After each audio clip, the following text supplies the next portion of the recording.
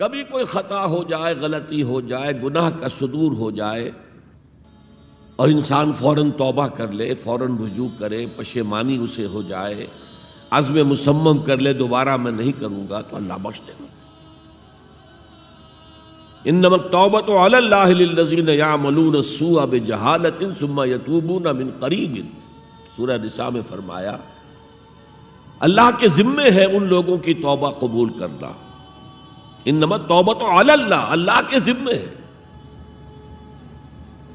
جو کہیں غلطی سے، جہالت میں، نادانی میں، جذبات سے مغلوب ہو کر کوئی غلط کام کر بیٹھتے ہیں لیکن فوراً توبہ کرتے ہیں، اللہ کی جناب میں رجوع کرتے ہیں، فوری توبہ اگر ہو جائے تو فوراً اللہ تعالیٰ کی مغفرت جو ہے ڈھانپ لیتے ہیں۔ لیکن اگر مستقل طور پر کسی ایک معصیت پر بھی ڈیرا ڈال دیا جائے، مثلا آج کی دنیا میں جو بہت بہت کامن شے ہے، سود جسے اللہ نے حرام قرار دیا، جس پر اللہ کی طرف سے اعلان جنگ ہے، فَأَذَنُوا بِحَرْبٍ مِّنَ اللَّهِ وَرَسُولِهِ، تو سن لو، الٹیمیٹم ہے اللہ اور اس کے رسول کی طرف سے۔ اسے اپنے کاروبار کا مستقل جز بنا لیا تو ایک غلطی، ایک گناہ بھی انسان کو ہمیشہ کے لیے جہنم میں ڈال سکتا ہے۔ بَلَا مَنْ كَسَبَ سَيِّئَةً وَأَحَاطَتْ بِهِ خَطِيئَتُهُ فَأُولَٰئِكَ أَصْحَابُ النَّارِ هُمْ فِيهَا خَالِدُونَ۔ کیوں نہیں؟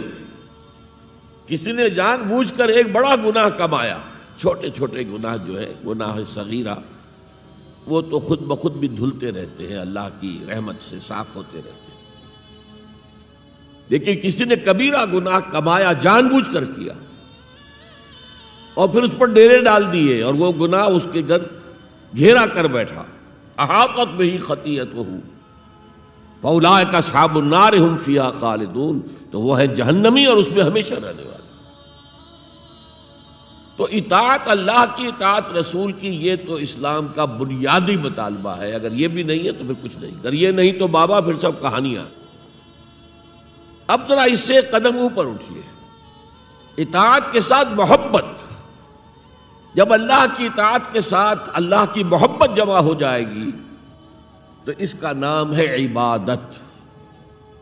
امام ابن تیمیہ رحمۃ اللہ علیہ کے جو شاگرد رشید ہیں، حافظ ابن قیم رحمۃ اللہ علیہ، انہوں نے عبادت کی ڈیفینیشن کی ہے۔ عبادت کیا ہے؟ العبادت تجمع اصلین، دو بنیادی چیزوں کو جمع کرنے سے عبادت وجود میں آتی ہے، غایت الحب وغایت الذل والخضوع، حد درجے کی اللہ کی محبت اور حد درجے میں اللہ کے سامنے گویا کہ پست ہو جانا، جھک جانا، بچھ جانا، انتہائی اطاعت، انتہائی محبت۔ انتہائی میں کیوں کہہ رہا ہوں؟ سورہ بقرہ کے 20ویں رکوع کی پہلی آیت ہے، والذین آمنوا اشد حبا للہ، اور جو لوگ صاحب ایمان ہوتے ہیں وہ شدید ترین ہوتے ہیں اللہ کی محبت میں۔ بعد میں یہ تو مثبت انداز ہے، منفی انداز میں جو آیت آئی ہے وہ بہت سخت وعید والی ہے، وہ میں بعد میں آپ کو سناؤں گا، تلاوت میں نے کی ہے۔ فارمولہ یہ ہے، اللہ کی اطاعت جمع شدید محبت برابر ہے عبادت کے، اور یہ عبادت جو ہے ہمارا مقصد تخلیق قرار دیا گیا۔ سورہ زاریات کی یہ آیت آپ میں سے حضرات کے علم میں ہوگی، وَمَا خَلَقْتُ الْجِنَّ وَالْإِنسَ إِلَّا لِيَعْبُدُونَ، میں نے جنوں اور انسانوں کو نہیں پیدا کیا مگر صرف اپنی عبادت کے لیے۔ یہ ہمارا مقصد تخلیق ہے۔ اس میں سے اطاعت والے حصے کی صحیح ترجمانی کی شیخ سعدی رحمۃ اللہ علیہ نے، زندگی آمد برائے بندگی، زندگی تو آئی ہے اطاعت کے لیے، بندگی کے لیے، غلامی کے لیے، عبدیت کے لیے۔ زندگی آمد برائے بندگی، زندگی بے بندگی شرمندگی۔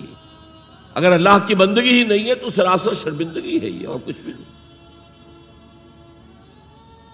تو اللہ تعالیٰ کی عبادت جس کے لیے ہمیں پیدا کیا گیا، اسی کی دعوت تمام رسولوں نے دی۔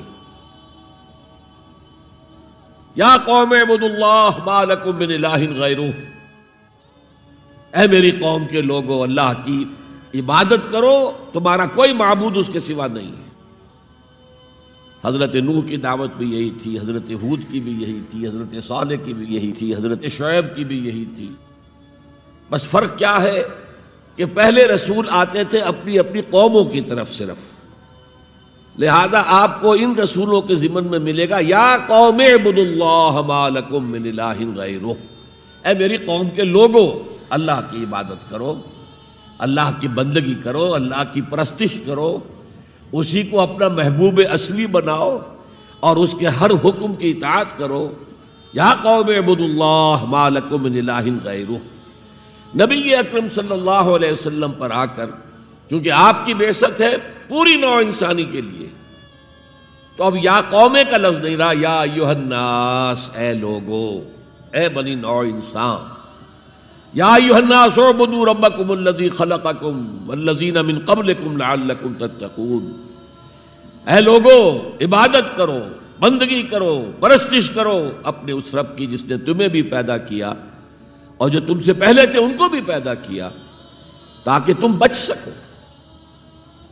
یہ کیوں کہا دوہرا کر تم سے پہلوں کو بھی پیدا کیا؟ اس لیے کہ اکثر و بیشتر گمراہ لوگ مشرکین کیا کہتے تھے اپنے رسولوں سے کہ ہم تو بس جی اپنے آباء و اجداد کے رستے پر چلیں گے، ما وجدنا علیہ آباءنا، جس طریقے پر، جس طرز عمل پر ہم نے اپنے آباء و اجداد کو پایا ہے ہم نے اسی پر چلنا ہے۔ تو واضح کر دیا تم بھی مخلوق ہو، وہ بھی مخلوق تھے، تم بھی انسان ہو، وہ بھی انسان تھے، تم سے بھی غلطی ہو سکتی ہے، ان سے بھی ہو سکتی تھی، لہذا یہ اصول نہیں ہے کہ جو بھی آباء و اجداد کی ریتیں ہیں، رسمیں ہیں، طریقے ہیں اور جو ان کے عقیدے ہیں انہی کو آپ لے کر چلیں، بلکہ آپ تو تلاش کریں صحیح عقیدہ کیا ہے، صحیح زندگی گزارنے کا طریقہ کیا ہے، اس کو اختیار کریں۔ یا ایھا الناس اعبدوا ربکم الذی خلقکم والذین من قبلکم لعلکم تتقون، تاکہ تم بچ جاؤ جہنم کی آگ سے۔